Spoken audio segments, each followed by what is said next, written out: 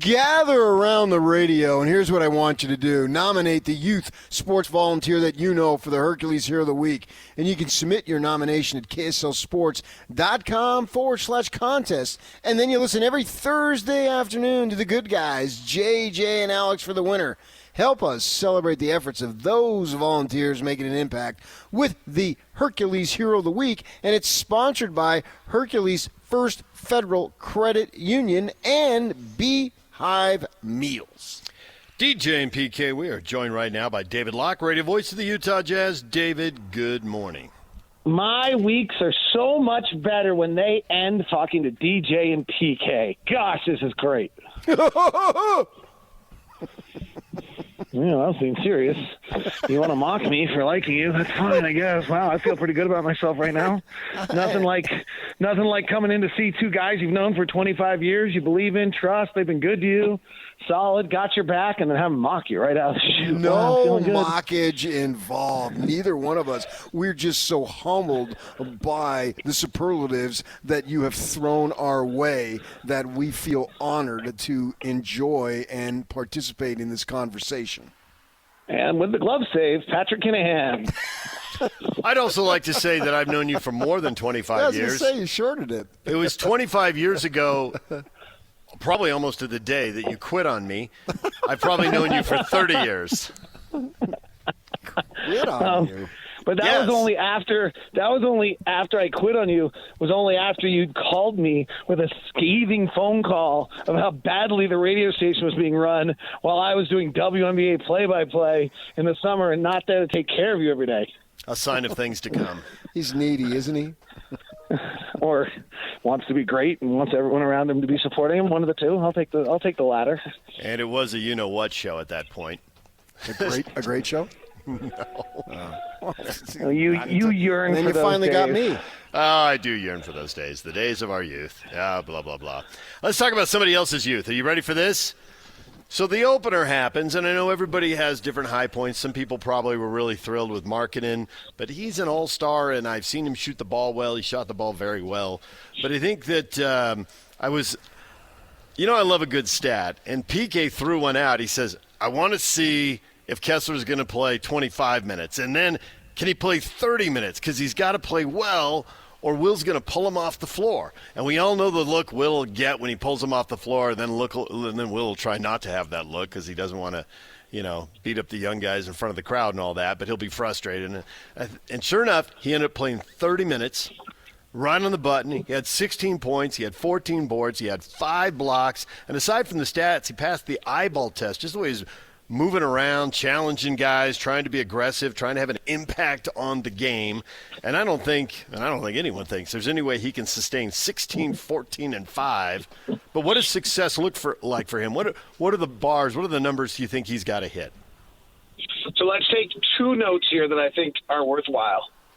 One is he was great. Like, he dominated late. Like, I would go back and rewatch the last 5 minutes. You go back and rewatch those last 5 minutes. I mean, he was really dominant. He was also playing the worst collection of centers in the NBA.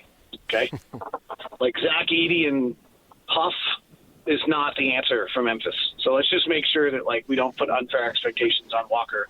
That was a night where that was a great night for Walker to have 16 and 14. I go with 3 things on Walker. One is impacted the rim defensively. Is he either getting people to not take a shot at the rim, or is he blocking shots or altering shots?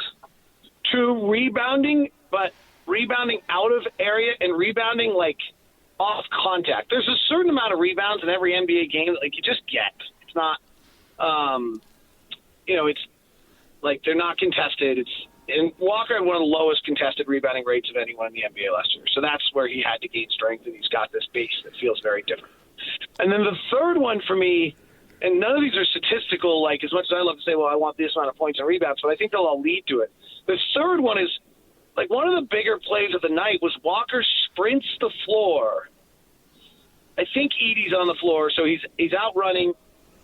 Because he's going to beat Edey down the floor, it pulls a man off of the corner to come help, and we kick to Lowry for an open corner three.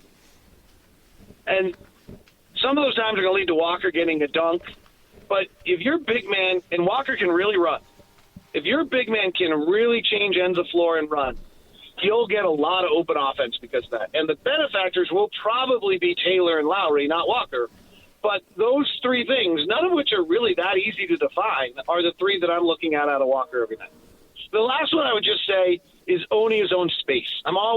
This is kind of my biggest thing when I look at college players and I look at players in the NBA, like, do they own their own space? Like, if you think about Marcus Smart, like, he owns all the space around him. Like, it's his. You're not getting in there without paying the price. So does Walker own his space? You're around these guys, and you know about them as far as what their motor is, what their drive is. And I think, you have to have a great skill set, but then I think you have to have a great drive and a great desire to be great. And you can't have one without the other. You need them both to the highest level possible, whatever that is. That doesn't mean you're going to be the greatest in the game, but the greatest that you can be. And it varies, obviously, from player to player. What do you think his internal drive is? I think it's really high, but I also think I'm going to put a caveat on this because I'm getting smarter with age and watching two children grow up. You can be the most competitive beep-de-beep on the planet and have that drive. It doesn't mean you always have it. Like, life can get in the way. You're human. That drive can get derailed by an outside circumstance or just youth or just pressure or something else. And I think that's what happened to Walker last year.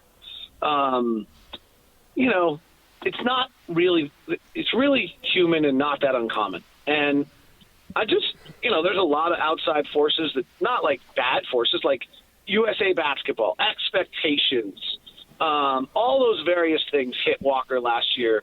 The injury, getting benched for no reason, or other than that they just acquired John Collins and someone had to start. And if I'm Walker, I didn't think he had earned it. I just thought I'd gotten benched for no reason. Like, whatever those might be, they can take away that desire and that, it's easy to say, well, be bigger than that. Yeah, okay, great. Like, that's the answer, but that's not that easy.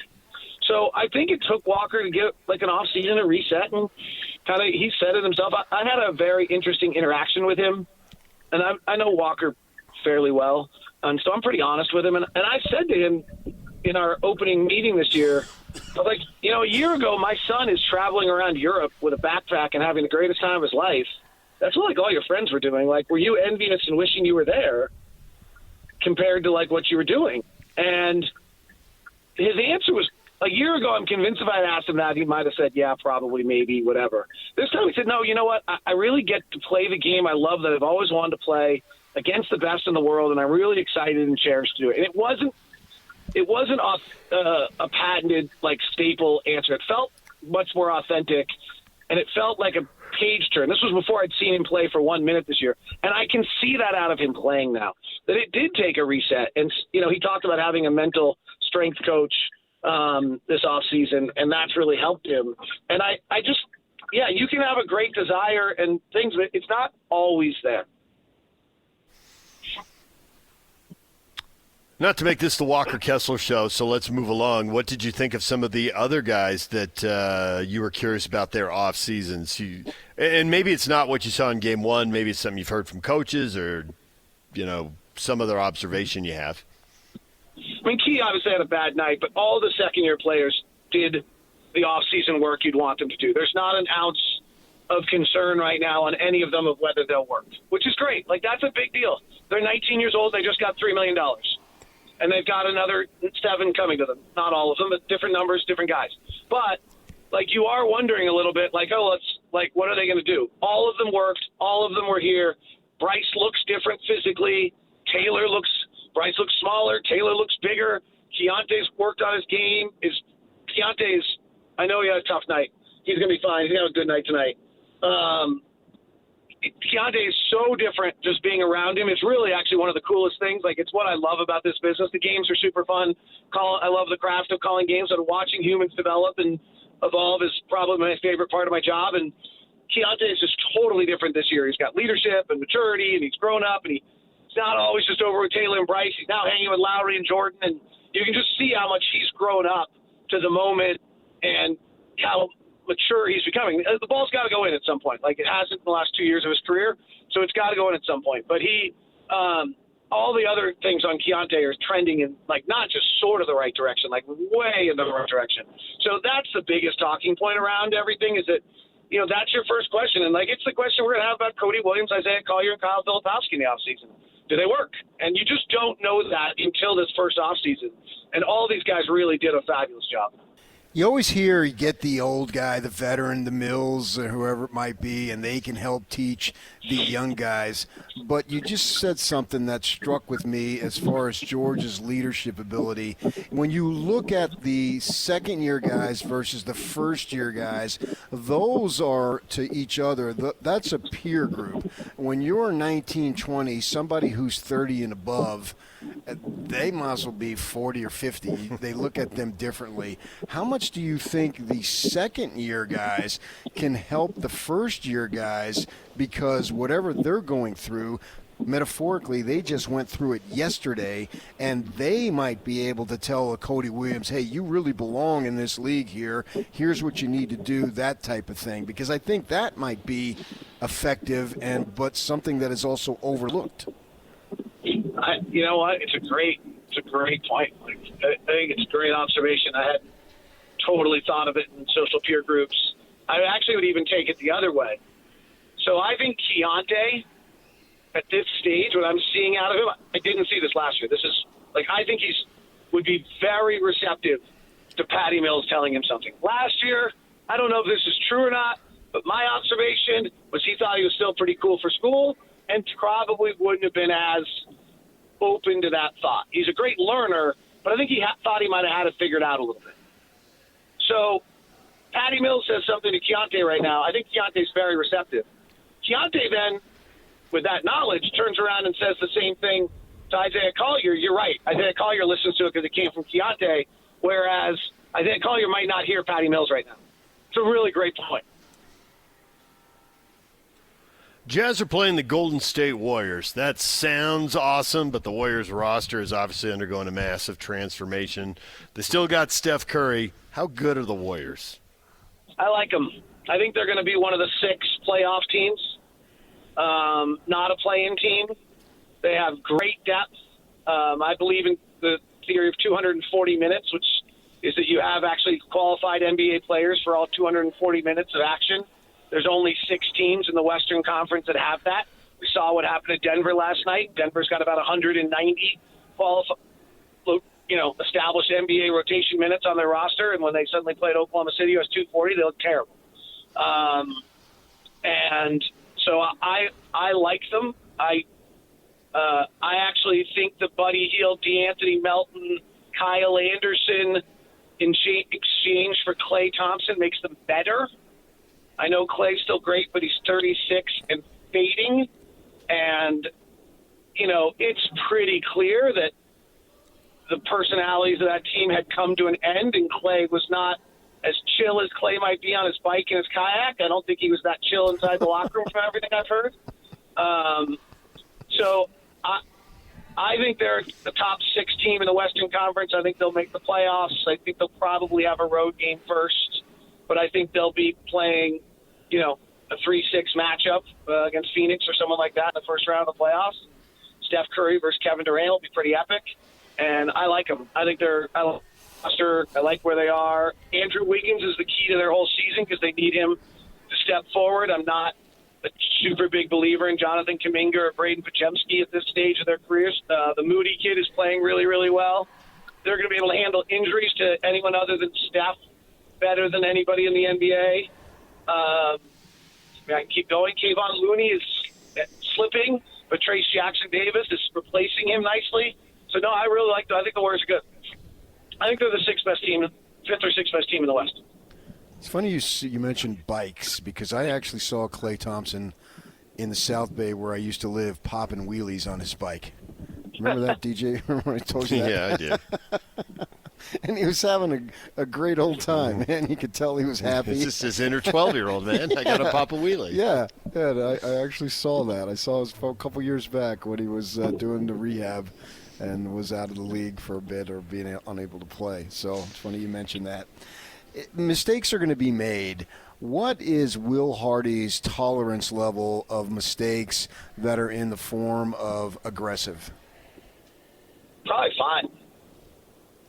I mean, I think there's a really interesting one last night. I just did Locked on Jazz, and I actually broke down 4 defensive plays that the Jazz got beat on, the final 4 plays of the game and cost them the game.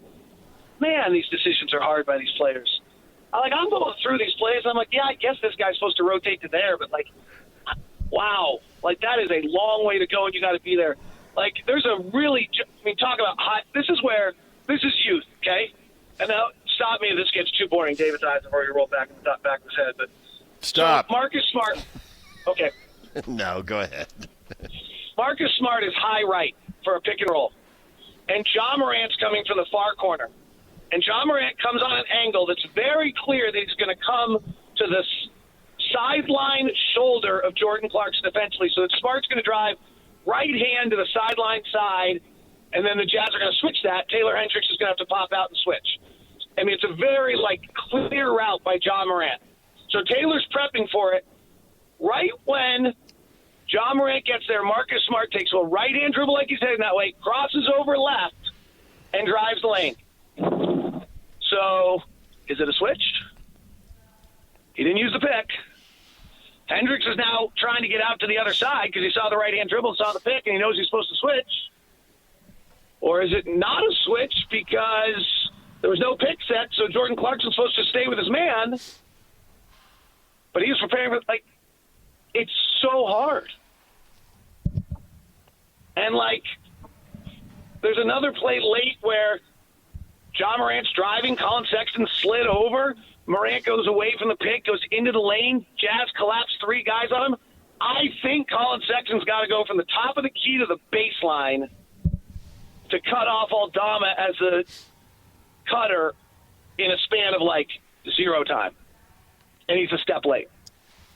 These are the things that, those are the mistakes where it's just hard. And we're going to make them all year, and we're going to lose games right and left because of them. We lost last night because of 4 plays, or 2 nights ago, because of 4 plays late where it's just like that. Lowry got beat on one of them, he probably shouldn't. They're just so hard. And Taylor Hendricks and Keontae George have never been in that circumstance with 19,000 people on their feet and a minute 30 left in a game against an all-star. And they're going to have to figure out how to communicate on another one. Desmond Bain came up on Taylor Hendricks and literally just stood behind him. Never sets a pick, never does it, just stands behind him. And then John Morant goes, is that a switch? I don't know. I actually don't know. He switched. I think it's just whether you communicate or not. He switched, and then he got beat. Okay, well, if you're going to switch, you can't get beat. But I just think when you talk about mistakes, we think about them so much on the offensive end. These were all defensive mistakes that cost us the game. But it's just so hard. And I think we just have to have some understanding that, yeah, we're going to get beat on these plays all the time. But hopefully the next time, Colin reacts a second faster. Or Taylor and Keontae communicate a bit better.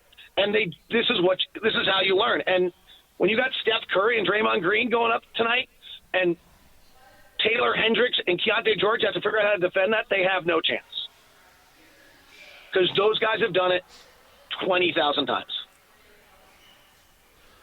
David, we appreciate it as always. You're the man. How bad was it, David? Too geeky? You all right? No, it's fine. No, you gonna go check the the streaming numbers and see if the audience dropped off the minute I started into that? I already have. I'll tell you about it later. Skyrocket in flight. I know you, DJ. You and all your false data. Take that for data. Take that for data. See you guys. You're the best. All right, take that for data. There it is. Yes. That's a great drop. All right, DJ and PK, it's 97.5 The Zone. There is David Locke. Here is Rick Larson, Express Lane Manager. Doug Smith Kia. They've had a store in American Fork for years. They've got a new facility here in Linden. It's massive. It's just like a huge wall of glass. You watch the sunrise over there on the mountains every morning. You're spoiled. This is fantastic. Yeah, there's a lot worse places to be for sure. The morning is great. We get to see the sun come up, light up the big building, 3 times the building that we had at the previous place. It's amazing. What they built here for us is great. For customers, it's fantastic. Everybody walks around, big eyes, looking at the place, looking at how nice it is. They love being here. They love being here for as short as time as possible, but when they're here, it's definitely more comfortable and more customer friendly. You can help more people more quickly? More people more quickly. We went from 8 bays in the service drive to 20. So once we catch up, we'll be our throughput will be way faster. Our turnaround time will be a lot quicker. Our facilities are 3 times the size, acreage, and square footage. So we're ready for the volume. When you get customers coming in, is it best for them to make an appointment, or can they just show up? It's best for an appointment, shorter wait time if we know you're coming. Without one, we have to try and fit you into a schedule, and our schedule's pretty busy, so it's definitely better if you have an appointment. Already filling up the 20 bays, huh? Already filling them up, yeah. We tripled our workspace, and we doubled our employees, and so we're catching up as quick as we can. But yeah, the volume is there, and we like to manage a little bit better for expectations for customers. So. And people may want to know how long they have to wait in the bougie area on average. On average, for my side, we're looking at about 45 minutes to an hour. Other things are just too many variables to know what the wait time is, but we'll always update you when you check in, let you know what to expect for a wait time. Nice. You really got this wired now, huh? We know how to do the job. We're just trying to figure out how to do it here. There you go. There you go. Well, Rick, thanks for a few minutes. We appreciate it. You betcha. Anytime. Thanks, guys. All right. You can stop by Doug Smith Kia. They got a significant volume of Kias, and because of that, they've got a huge allotment of new cars. The lot is full. The new Kia dealership in Linden, it's right next to the Home Depot, right off the freeway on the east side of the freeway. You can't miss it. 1600 North exit, Linden, right off I-15 next to the Home Depot. Doug Smith Kia. DJ and PK, it's 97.5 The Zone.